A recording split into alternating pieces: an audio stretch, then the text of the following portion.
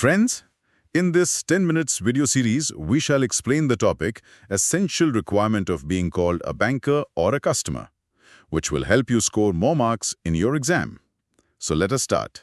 तो आज का हमारा टॉपिक बहुत ही फंडामेंटल है और एग्जाम के लिहाज से काफी जरूरी भी है। बिल्कुल।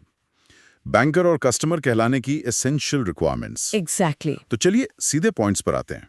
एक बैंकर कहलाने के लिए क्या शर्तें हैं? शुरुआत करते हैं बैंकिंग रेगुलेशन एक्ट 1949 से।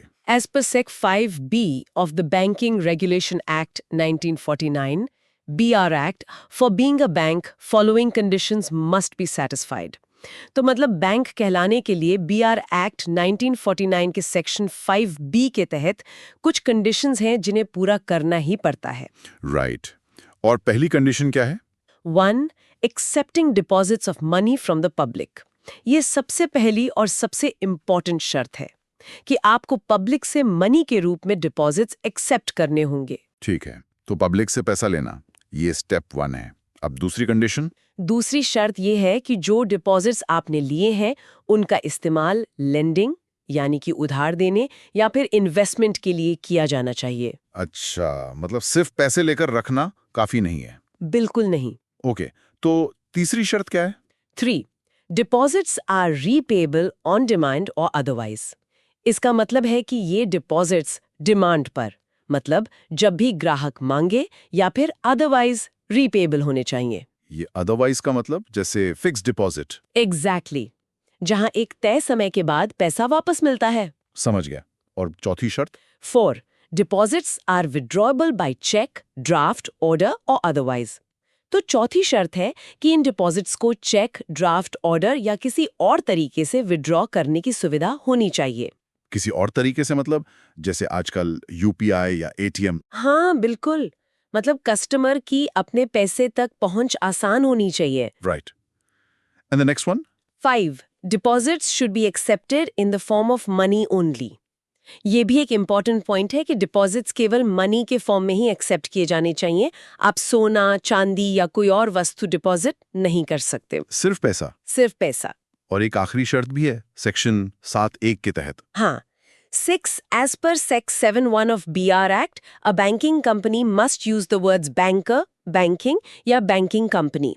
तो BR Act के सेक्शन 7(1) के अकॉर्डिंग एक बैंकिंग कंपनी को अपने नाम में बैंकर, बैंकिंग या बैंकिंग कंपनी जैसे शब्दों का इस्तेमाल करना कंपलसरी है। ये एक तरह से पहचान है, एक लीगल पहचान। तो ये तो हुई शर्तें कि कौन बैंक बन सकता है। अब जरा ये भी समझते हैं कि किसे बैंक नहीं कहा जा सकता, ये भी उतना ही जरूरी है। ये बहुत क्रिटिकल है ताकि कंफ्यूजन ना हो। तो पहला पॉइंट? एक companies accepting deposits for trading और manufacturing are not a bank.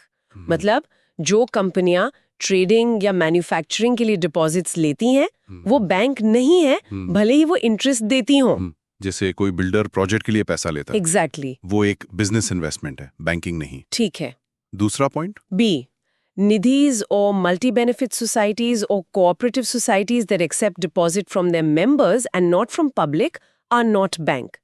तो जो निधिज, मल्टी-बेनिफिट सोसाइटीज या कोऑपरेटिव सोसाइटीज हैं वो बैंक्स नहीं है क्योंकि वो सिर्फ अपने मेंबर्स से डिपॉजिट लेती हैं, जनरल पब्लिक से नहीं। पब्लिक से डील करना की डिफरेंस है। बिल्कुल। अच्छा, और जो साहूकार या महाजन होते हैं, क्योंकि वो अपना बिजनेस एक रजिस्टर्ड कंपनी के तौर पर नहीं चलाते, वो इंडिविजुअल्स या ग्रुप ऑफ इंडिविजुअल्स के तौर पर काम करते हैं और आरबीआई के रेगुलेशन से बाहर होते हैं। Right, this is a very important distinction.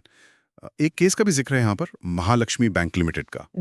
In case of Mahalakshmi Bank Limited versus Registrar of Companies, it was decided that if a company gave loan to the public but did not accept deposits from the public, it could not be considered as a banking company. हाँ, एक landmark case है। इसमें फैसला हुआ था कि अगर कोई कंपनी पब्लिक को लोन तो देती है लेकिन पब्लिक से डिपॉजिट एक्सेप्ट नहीं करती तो उसे बैंकिंग कंपनी नहीं माना जा सकता। बिल्कुल, दोनों काम करने जरूरी है, डिपॉजिट लेना भी और लोन देना भी। तो मतलब डिपॉजिट लेने का पर्पस ही बहुत स्पेसिफिक होना चाहिए। हाँ, an institution accepting deposits of money from public with a purpose other than lending or investment cannot be termed as a bank. मतलब कोई भी इंस्टीट्यूशन जो पब्लिक से मनी डिपॉजिट्स तो लेता है लेकिन उसका पर्पस लेंडिंग या इन्वेस्टमेंट के अलावा कुछ और है तो उसे लीगली बैंक नहीं कहा जा सकता। ये भी बहुत क्लियर है। और सेक्शन 7 को लेकर एक और पॉइंट है। F Section 7(2) of BR Act prohibits the use of such words by an individual, a group of individuals or a firm. हाँ, जैसे सेक्शन 7(1) इन शब्दों का इस्तेमाल जरूरी बनाता है, वैसे ही सेक्शन 7(2) इसका गलत इस्तेमाल रोकता है। मतलब बीआर एक्ट का सेक्शन 7(2) किसी इंडिविजुअल, ग्रुप ऑफ इंडिविजुअल्स या फर्म को अपने नाम के साथ बैंकर या बैंकिंग जैसे शब्दों का इस्तेमाल करने से रोकता है, ताकि कोई आम जनता को गुमराह न कर सके। एग्जैक्टली ये एक लीगल प्रोटेक्शन है। चलिए, तो बैंकर कौन है और कौन नहीं, ये अब काफी हद तक क्लियर हो गया। हाँ। अब बात करते हैं सिक्के के दूसरे पहलू की। कस्टमर कौन है? हाँ, ये भी बहुत इंटरेस्टिंग है। स्पेशली केवाईसी रिक्वायरमेंट्स के आने के बाद इसकी डेफिनेशन काफी वाइड हो गई है। तो केवाईसी के हिसाब से कस्टमर कौन है? For KYC requirements a customer is. तो अब हम केवाईसी रिक्वायरमेंट्स के अनुसार समझेंगे कि कस्टमर कौन होता है। पहला पॉइंट तो काफी स्ट्रेट फॉरवर्ड लगता है। A, a person or entity that maintains an account and or has a business relationship with the bank or conducts a transaction with the bank. तो कस्टमर वो पर्सन या एंटिटी है जो bank के साथ account maintain करता है या बिजनेस रिलेशनशिप रखता है या फिर बैंक के साथ कोई ट्रांजैक्शन करता है। भले ही सिर्फ एक बार का ट्रांजैक्शन हो, जैसे डीडी बनवाना। हाँ, उस ट्रांजैक्शन के लिए वो व्यक्ति कस्टमर माना जाएगा। ठीक है, ये क्लियर है। अब दूसरा पॉइंट बेनिफिशियल ओनर का। B, a person or entity on whose behalf the account is maintained or a transaction is conducted, called the beneficial owner. तो कस्टमर वो पर्सन या एंटिटी भी है जिसके बिहाफ पर अकाउंट मेंटेन किया जा रहा है या ट्रांजैक्शन कंडक्ट किया जा रहा है। इसी को बेनिफिशियल ओनर कहते हैं। मतलब जो पर्दे के पीछे का असली मालिक है। आप कह सकते हैं जिसके फायदे के लिए अकाउंट ऑपरेट हो रहा है। बैंक को उसे भी आइडेंटिफाई करना होता है। ये मनी लॉन्ड्रिंग रोकने के लिए जरूरी होगा। बिल्कुल। और इसका तीसरा पॉइंट तो प्रोफेशनल इंटरमीडियरीज के बारे में है। C, beneficiaries of transactions conducted by professional intermediaries such as stockbrokers, chartered accountants, etc. हाँ, इसका क्या मतलब है? इसका मतलब है कि स्टॉक ब्रोकर्स या चार्टर्ड अकाउंटेंट्स जैसे प्रोफेशनल्स जब अपने क्लाइंट्स के लिए कोई ट्रांजैक्शन करते हैं तो उस ट्रांजैक्शन के जो बेनिफिशियरीज हैं, यानी कि उनके क्लाइंट्स, हाँ, वो भी बैंक के कस्टमर माने जाएंगे, भले ही उनका डायरेक्ट अकाउंट उस बैंक पे ना हो। एग्जैक्टली उस ट्रांजैक्शन के कॉन्टेक्स्ट में वो भी कस्टमर है। इंटरेस्टिंग। तो कस्टमर की डेफिनेशन अब सिर्फ अकाउंट होल्डर तक सीमित नहीं है। बिल्कुल नहीं, ये बहुत वाइड हो चुकी है। तो दोस्तों, आज हमने समझा कि बैंकर और कस्टमर कहलाने के लिए एसेंशियल रिक्वायरमेंट्स क्या हैं। हमने बैंकिंग रेगुलेशन एक्ट के इम्पोर्टेंट सेक्शंस देखे और साथ ही केवाईसी के अनुसार कस्टमर की जो वाइड डेफिनेशन है उसे भी कवर किया। ये सारे पॉइंट्स एग्जाम के लिए बहुत इंपॉर्टेंट है। हमें उम्मीद है कि ये जानकारी आपके एग्जाम प्रिपरेशन में हेल्पफुल होगी। All the best.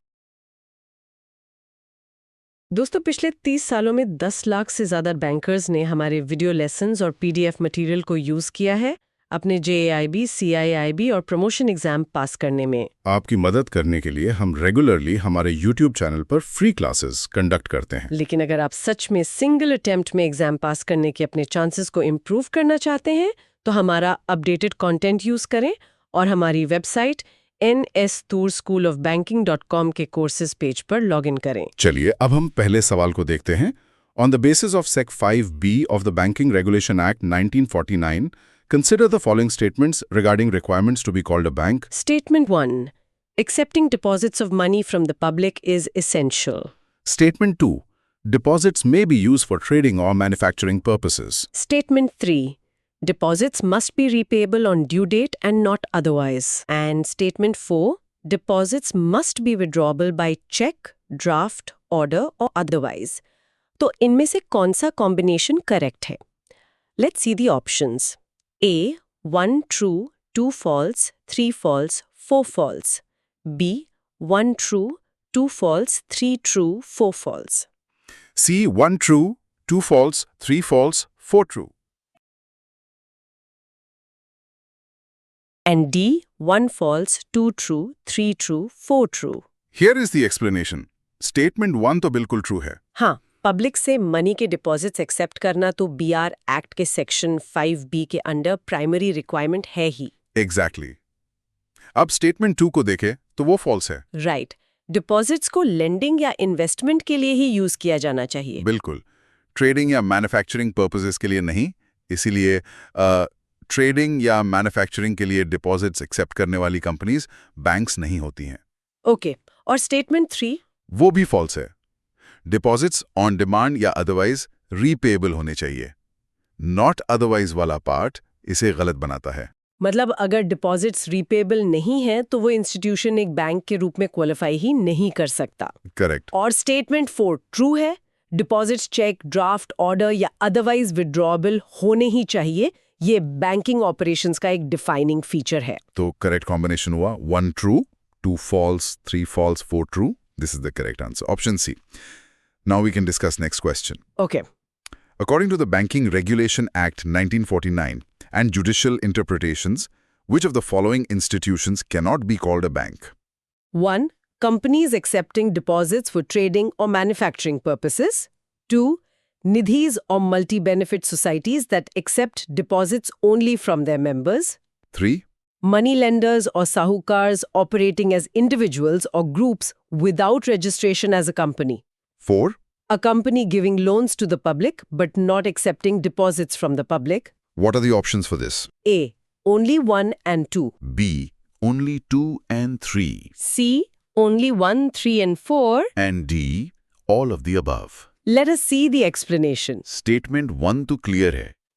कंपनीज जो ट्रेडिंग, मैन्युफैक्चरिंग के लिए डिपॉजिट्स लेती हैं, वो बैंक्स नहीं हैं, क्योंकि वो पैसा लेंडिंग या इन्वेस्टमेंट में नहीं जाता। Right. और निधीज और मल्टी बेनिफिट सोसाइटीज? ये भी बैंक की डेफिनेशन में फेल हो जाती हैं, क्योंकि ये केवल अपने मेंबर्स से डिपॉजिट्स एक्सेप्ट करती हैं, जनरल पब्लिक से नहीं। Okay, so public involvement is key. What about money lenders and sahukars? Money lenders, sahukars, mahajans, ये सब इंडिविजुअल्स या ग्रुप्स के रूप में ऑपरेट करते हैं। Registered companies के रूप में नहीं। एग्जैक्टली। इसीलिए उन्हें बैंकर की डेफिनेशन से एक्सक्लूड किया गया है। और चौथा स्टेटमेंट? एक कंपनी जो लोन्स तो दे रही है, बट पब्लिक से डिपॉजिट्स नहीं ले रही। Mahalakshmi bank limited versus registrar of companies case के अनुसार ऐसी कंपनी को बैंकिंग कंपनी नहीं माना जा सकता। Banking is a two-way street.